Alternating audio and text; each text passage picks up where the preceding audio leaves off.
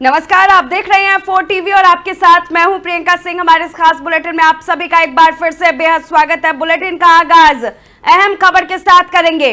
अपने देश में जुडिशरी के फैसलों पर सवाल उठाने की जो परंपरा रही है वो कभी भी देखी नहीं गई, लेकिन बीते दिनों कुछ ऐसे मामले सामने आए जिसे लेकर के उपराष्ट्रपति जगदीप धनखड़ ने न्यायपालिका को कटघरे में खड़ा कर दिया। धनखड़ ने यहां तक कह दिया कि राष्ट्रपति तक के फैसले को कोर्ट नकार रही है, लेकिन एक जज के घर से करोड़ों रुपए बरामद होने के बावजूद कोई कार्रवाई नहीं हो रही। धनखड़ ने संसद में यह बयान देते हुए जुडिशरी के जवाबदेही और सुधार की मांग उठाई। उपराष्ट्रपति जगदीप धनखड़ के बयान पर वरिष्ठ वकील और राज्यसभा सांसद कपिल सिब्बल की भी प्रतिक्रिया सामने आ गई है। कपिल सिब्बल ने कहा कि जगदीप धनखड़ का बयान देखकर मुझे दुख और आश्चर्य हुआ। आज मैं समय में अगर पूरे देश में किसी संस्था पर भरोसा किया जा सकता है तो वो न्यायपालिका है। जब सरकार के कुछ लोगों को न्यायपालिका के फैसले पसंद नहीं आते तो वे उस पर अपनी सीमाएं लांघने का आरोप लगा देते हैं। क्या उन्हें पता है कि संविधान ने अनुच्छेद 142 के तहत सुप्रीम कोर्ट को पूर्ण न्याय देने का अधिकार दिया है? राष्ट्रपति केवल नाम मात्र का मुखिया होता है। राष्ट्रपति कैबिनेट के अधिकार और सलाह पर काम करता है। राष्ट्रपति के पास अपना कोई निजी अधिकार नहीं होता। जगदीप धनखड़ को यह बात पता होनी चाहिए। सुनिए आगे उन्होंने क्या कुछ कहा। कई अखबारों में जब मैंने धनखड़ साहब का जो वक्तव्य था, जो स्पीच थी, वो पढ़ा तो मुझे दुख भी हुआ और आश्चर्य भी हुआ, क्योंकि जुडिशियल इंस्टीट्यूशन, चाहे वो सुप्रीम कोर्ट हो, चाहे वो हाई कोर्ट्स सारे देश में हो, उनके ऊपर आज के दिन भी अगर किसी संस्था पे विश्वास है तो जुडिशरी पे है। और मुझे ऐसा लगता है कि जब कुछ सरकार के लोगों को जुडिशरी के निर्णय पसंद नहीं आते तो फिर वो आरोप लगाना शुरू कर देते हैं कि ये हद से बाहर है, और जब उनको पसंद आते हैं तो फिर विपक्ष को कहते हैं ये तो सुप्रीम कोर्ट ने फैसला किया। चाहिए। और अब खबर हरियाणा के मानेसर से है, जहां केंद्रीय मंत्री अश्विनी वैष्णव की बड़ी प्रतिक्रिया सामने आई। केंद्रीय मंत्री ने कहा कि पिछले 10 सालों में मेक इन इंडिया में एक बड़ी सफलता है इलेक्ट्रॉनिक्स मैन्युफैक्चरिंग। पिछले 10 सालों में इलेक्ट्रॉनिक्स मैन्युफैक्चरिंग 5 गुना बढ़ी है और इलेक्ट्रॉनिक्स एक्सपोर्ट 6 गुना बढ़ी है। इलेक्ट्रॉनिक्स सेक्टर में करीब 25 लाख लोगों को रोजगार मिला है। खुशी की बात यह है कि इलेक्ट्रॉनिक्स की डिजाइन की क्षमताएं भारत में आने लगी है। यह प्रधानमंत्री मोदी के मेक इन इंडिया कार्यक्रम की एक बड़ी उपलब्धि है। हाल ही में प्रधानमंत्री मोदी ने कैबिनेट में इलेक्ट्रॉनिक्स कंपोनेंट स्कीम को मंजूरी दी है। इससे युवाओं के लिए नए अवसर पैदा होंगे।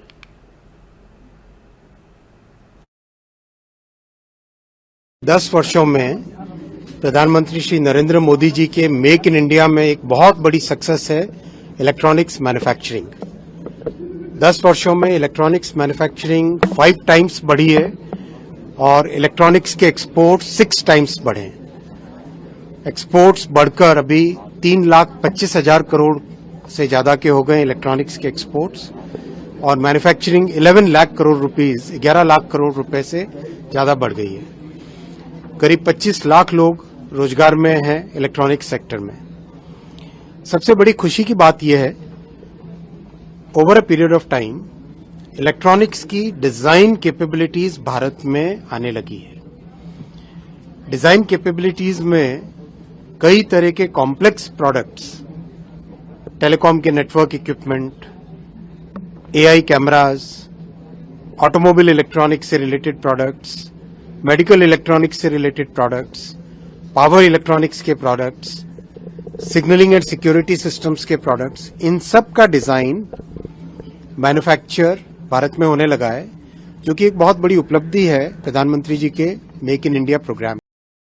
और वहीं कांग्रेस के पूर्व अध्यक्ष राहुल गांधी ने कर्नाटक के मुख्यमंत्री सिद्धारमैया से एक बड़ी मांग कर दी है। पत्र लिखकर राज्य सरकार से रोहित वेमुला एक्ट नाम से एक कानून बनाने का आग्रह किया है ताकि ये सुनिश्चित किया जा सके कि शिक्षा प्रणाली में किसी को भी जाति आधारित भेदभाव का सामना ना करना पड़े।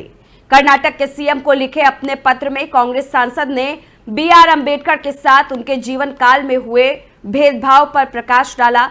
राहुल गांधी ने BR अम्बेडकर की एक घटना को दोहराते हुए कहा, हमारे पास बहुत सारा भोजन था, हमारे भीतर भूख जल रही थी, इन सब के साथ हमें बिना भोजन के सोना पड़ा। ऐसा इसलिए था क्योंकि हमें पानी नहीं मिल सकता था, और हमें पानी इसलिए नहीं मिल सकता था क्योंकि हम अछूते थे। राहुल गांधी ने अम्बेडकर को अद्भुत करते हुए कहा कि वे हमें स्कूल में अपने अनुभव के बारे में बताते हैं। मैं जानता था कि मैं अछूत हूं और अछूतों को कुछ अपमान और भेदभाव का सामना करना पड़ता है। उदाहरण के लिए मैं जानता था कि स्कूल में मैं अपने सहपाठियों के बीच अपनी रैंक के अनुसार नहीं बैठ सकता था, बल्कि मुझे एक कोने में अकेले बैठना पड़ता था।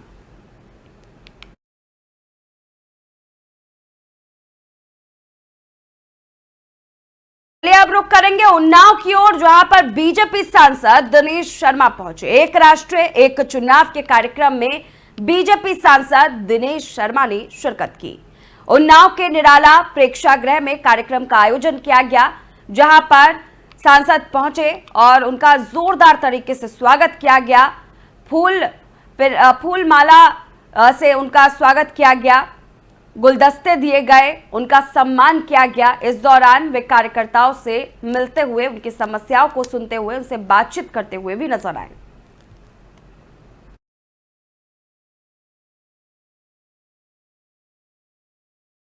चलिए एक बड़ी खबर की ओर रुख कर लेते हैं। रक्षा मंत्री राजनाथ सिंह का लखनऊ दौरा है। बड़ी और अहम अपडेट हम आपके साथ साझा कर रहे हैं। रक्षा मंत्री राजनाथ सिंह का लखनऊ दौरा। कल सांसद खेल महाकुंभ का रक्षा मंत्री शुभारंभ करेंगे। आज रात लगभग करीब 9 बजे लखनऊ एयरपोर्ट पहुंचेंगे। कल सुबह 9:30 बजे के करीब KD सिंह बाबू स्टेडियम में कार्यक्रम आयोजित किया गया है। कल 11 बजे प्रबुद्ध जन और कार्यकर्ताओं से संवाद करेंगे। कल शाम करीब 5 बजे होटल दयाल पैराडाइज में भी कार्यक्रम का आयोजन है। कल शाम 6:30 बजे के करीब पार्टी नेताओं से मुलाकात राजनाथ सिंह करेंगे। रविवार को भी प्रबुद्ध जन सम्मेलन में शिरकत करेंगे। तो बड़ी और अहम जानकारी हम आपके साथ साझा कर रहे हैं। एक बार फिर आपको बताते हुए चले, रक्षा मंत्री राजनाथ सिंह का लखनऊ दौरा बेहद ही अहम माना जा रहा है। कई मायनों में इस दौरान वे कई सारे कार्यक्रमों में शिरकत करेंगे। सांसद खेल महाकुंभ का शुभारंभ भी करेंगे और बताया जा रहा है कि करीब रात के 9 बजे आज एयरपोर्ट के लिए रवाना हो जाएंगे। 9:30 बजे KD सिंह बाबू स्टेडियम में कार्यक्रम है कल, और कल 11 बजे प्रबुद्ध जन और कार्यकर्ताओं से संवाद यहां पर रक्षा मंत्री करेंगे।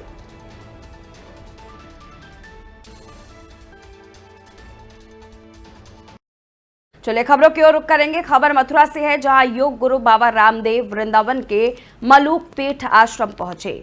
मलूक जयंती के मौके पर आयोजित कार्यक्रम में बाबा रामदेव ने शिरकत की। इस दौरान बाबा रामदेव का बड़ा बयान सामने आया। उन्होंने कहा कि मैंने किसी का नाम नहीं लिया, लेकिन रूह अफजा वालों ने इसे शरबत जिहाद मान लिया। इसका मतलब है कि वे ये जिहाद कर रहे हैं। पूरा देश एक आर्थिक, राजनैतिक, धार्मिक, सांस्कृतिक आतंकवाद के दौर से गुजर रहा है। भारत से ही दिशा मिलेगी। उन भारत के आचार्य परंपराओं में एक महान आचार्य मलुकदास जी महाराज जी, वे उनकी जयंती के अवसर पर आए हैं। आज चारों तरफ सनातन का गौरव है और सनातन विरोधी बहुत तरह के षड्यंत्र कर रहे हैं। तो हमें ऐसा प्रयास करना है कि चारों तरफ हमारे आचरण से, हमारे शक्ति से, हमारे सामर्थ्य से, हमारे संगठन से हम जो सनातन विरोधी शत्रु दल है उसको परास्त कर सकें। पूरा देश एक आर्थिक, राजनैतिक, धार्मिक, सांस्कृतिक आतंकवाद के दौर से गुजर रहा है। भारत से ही दिशा मिलेगी।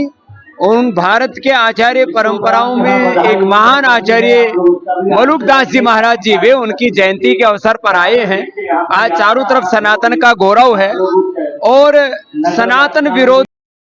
लखनऊ से बड़ी और अहम अपडेट सामने आ रही है। बीजेपी का जन जागरण अभियान से पहले कार्यशाला। बड़ी और अहम जानकारी हम आपके साथ साझा कर रहे हैं। लखनऊ से बीजेपी का जन जागरण अभियान से पहले कार्यशाला कल यूपी बीजेपी की भागीदारी भवन में 11 बजे कार्यशाला रखी गई है। अल्पसंख्यकों को पैगाम दिया गया है, मोदी के साथ मुसलमान स्लोगन होगा। कार्यशाला में भूपेंद्र चौधरी, धर्मपाल सिंह, राज्यसभा सांसद राधा मोहन दास अग्रवाल, प्रदेश पदाधिकारी और सांसद विधायक शामिल होंगे। बड़ी और अहम अपडेट हम आपके साथ साझा कर रहे हैं।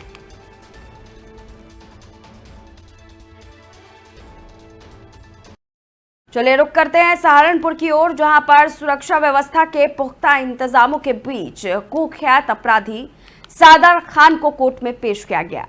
सादर खान को जेएम द्वितीय कोर्ट में लूट और एडीजे कोर्ट में हत्या के प्रयास यानी धारा 307 के तहत दर्ज मामलों में पेश किया गया। कोर्ट में पेशी के चलते पूरे कचहरी परिसर को छावनी में तब्दील कर दिया गया। बताया जा रहा है कि सादर खान ने साल 2013 में थाना मिर्जापुर क्षेत्र में एक बड़ी लूट की घटना को अंजाम दिया था। उसी मामले में उसे राजस्थान के जयपुर जेल से सहारनपुर लाया गया। सादर के अधिवक्ता अंकित सैनी ने जानकारी दी कि ये पेशी 2013 के लूट के मामले में थी और अब आगे की पेशियां वीडियो कॉन्फ्रेंसिंग के जरिए जयपुर जेल से ही कराई जाएगी। उन्होंने ये भी बताया कि सादर खान पर सहारनपुर में कई अन्य मामले भी विचाराधीन है, जिनकी सुनवाई कोर्ट में चल रही है।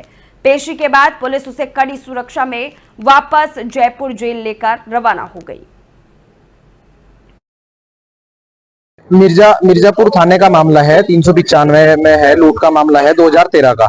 उसमें फाइल कमिट होनी थी, तो उस फाइल कमिट के लिए आज जयपुर जेल से इनको तलब किया गया था सहारनपुर में। वो फाइल कमिट की प्रक्रिया आज पूरी हो चुकी है और आगे से इनकी वीसी के माध्यम से वहीं से पेशी हुआ करेगी। बताया जा रहा है और भी कोई अन्य मुकदमा था 307 का मुकदमा है, लेकिन वो फाइल अलग चल रही है कोर्ट में। उसमें अभी वीसी के माध्यम से इनकी पेशी हो रही है। एडीजे 11 के यहाँ पे वो मुकदमा जो है वो विचाराधीन है। वहाँ पे किसी विवाद को लेकर मुकदमा चल रहा था और कब से मुकदमा चल रहा है, इन्होंने किसी घटना को अंजाम दिया? ये 395 का धारा का मुकदमा है, मिर्जापुर थाने का है, 2013 का लूट का मुकदमा है। उसमें आज फाइल कमिट होनी थी, ये तो फाइल कमिट की प्रक्रिया होती है, उसमें अभियुक्त के साइन होते हैं, तो इसलिए इन्हें जयपुर जेल से वहां से तलब किया गया था माननीय न्यायालय द्वारा। मिर्जापुर थाने का मामला है 395। औरंगजेब की पेंटिंग को लेकर हंगामा देखने को मिला, जहां हिंदू रक्षा दल के कुछ लोग रेलवे स्टेशन के प्लेटफॉर्म पर पहुंच गए और औरंगजेब की पेंटिंग पर कालिख पोत दी। लेकिन स्थिति हास्यास्पद तब हो गई जब उन्हें पता चला कि उन्होंने जिस पेंटिंग पर कालिख पोती है वो औरंगजेब की नहीं बल्कि बहादुर शाह जफर की पेंटिंग थी, जिसे रेलवे स्टेशन पर सुंदरता बढ़ाने के लिए बनाया गया था। हिंदू रक्षा दल के कार्यकर्ताओं ने पेंटिंग पर कालिख पोतते हुए नारेबाजी भी की। वहीं डीआरएम ने मामले का संज्ञान लेते हुए और हिंदू रक्षा दल के दावे को खारिज करते हुए कहा कि ये पेंटिंग तो औरंगजेब की है ही नहीं बल्कि बहादुर शाह जफर की है।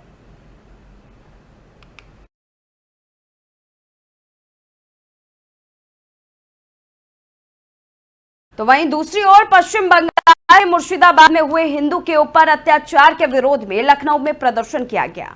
बंगाल में हिंदुओं की हत्या और उनके घरों प्रतिष्ठानों में हो रही आगजनी को लेकर ये प्रदर्शन था।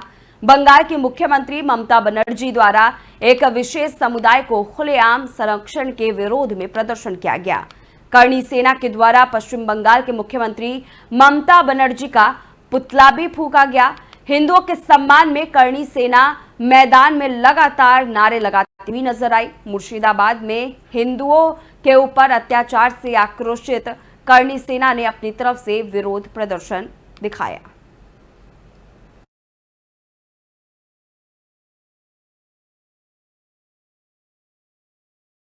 तो वहीं महाराष्ट्र पुलिस लगातार अपराधियों के खिलाफ अभियान चलाती हुई नजर आ रही है। बड़े गिरोह का भंडाफोड़ कर चुकी है और इसी कड़ी में पुलिस को एक और बड़ी सफलता हाथ लगी है। पुलिस अधिकारी के मुताबिक अपराध की गंभीरता और व्यापकता को देखते हुए वरिष्ठ अधिकारियों के आदेश पर अपराध की जांच की गई।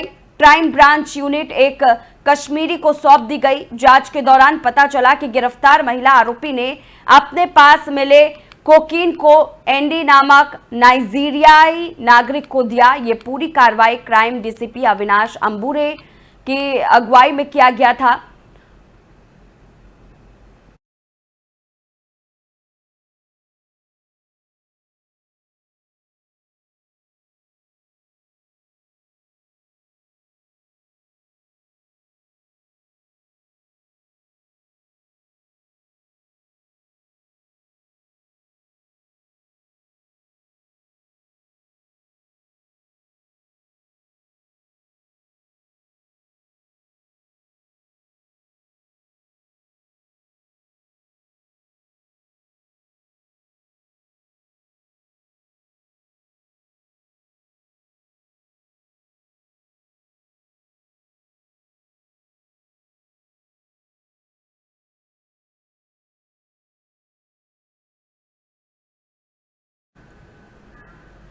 और अब खबर महाराष्ट्र के कोल्हापुर से है, जहां माड़ियाल गांव में गांजा की खेती करने वाले किसान पर बड़ी कार्रवाई की गई है।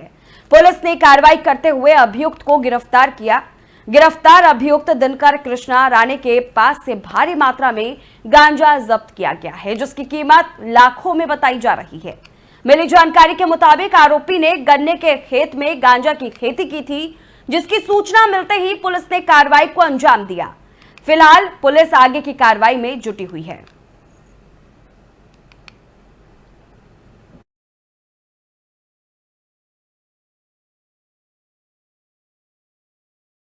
बीजेपी के दिल्ली में सत्ता में आने से पहले ही यमुना की स्थिति एक बार फिर से राजनीतिक और सामाजिक मुद्दा बन चुकी थी। प्रधानमंत्री नरेंद्र मोदी ने मंच से यमुना को साफ करने और इसके पुराने रूप में वापस लाने का वादा किया था। उन्होंने गुजरात के साबरमती रिवर फ्रंट की तर्ज पर यमुना रिवर फ्रंट विकसित करने की भी घोषणा की थी। इसी कड़ी में पीएम मोदी ने हाल ही में दिल्ली में यमुना पुनरुद्धार को लेकर एक उच्च स्तरीय समीक्षा बैठक की। यह मीटिंग इस दिशा में एक बड़ा कदम माना जा रहा है, जिससे स्पष्ट होता है कि सरकार अब इस वादे को जमीन पर उतारने के लिए पूरी तरह से तैयार है। बैठक में यमुना नदी की वर्तमान स्थिति का गहन मूल्यांकन किया गया और इसके प्रदूषण कम करने, जल प्रवाह बनाए रखने और तटों को हरा भरा करने की दिशा में तमाम योजनाओं की समीक्षा चल रही है। साथ ही भविष्य की रणनीतियों पर भी चर्चा की गई। इस मीटिंग के बाद एक व्यापक और बहुआयामी योजना तैयार की गई है, जिसका लक्ष्य यमुना को पूरी तरह प्रदूषण मुक्त और स्वच्छ बनाना है।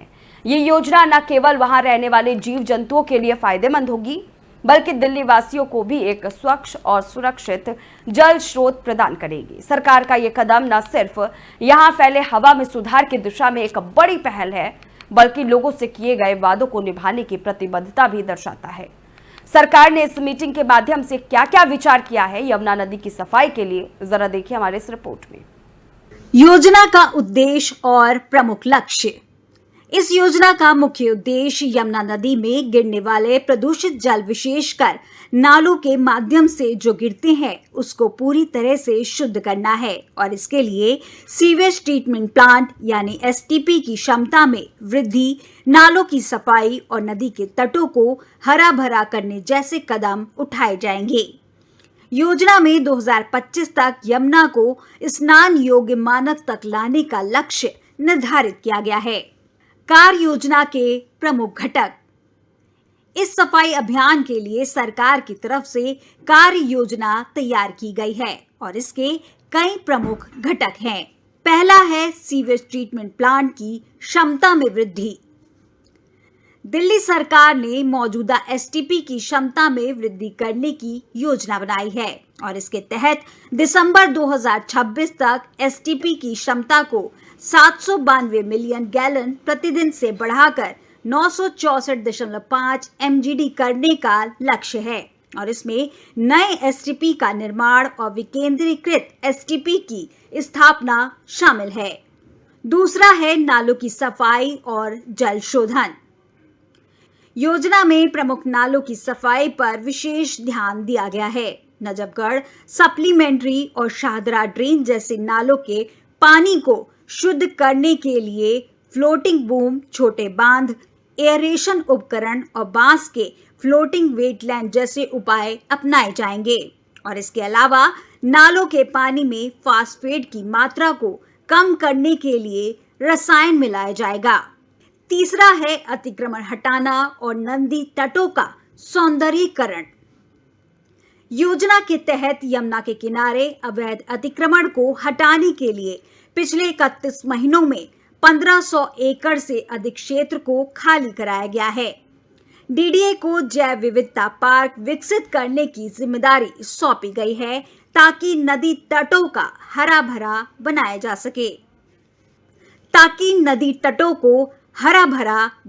सके। चौथा है जल प्रवाह बनाए रखना। नदी में जल प्रवाह को बनाए रखने के लिए ठोस कदम उठाए जाएंगे। इससे नदी में निवास करने वाले जीवों, पेड़ पौधों की मात्रा को संतुलित किया जा सकेगा और प्रदूषण को नियंत्रित किया जा सकेगा। पांचवा है औद्योगिक और घरेलू प्रदूषण नियंत्रण।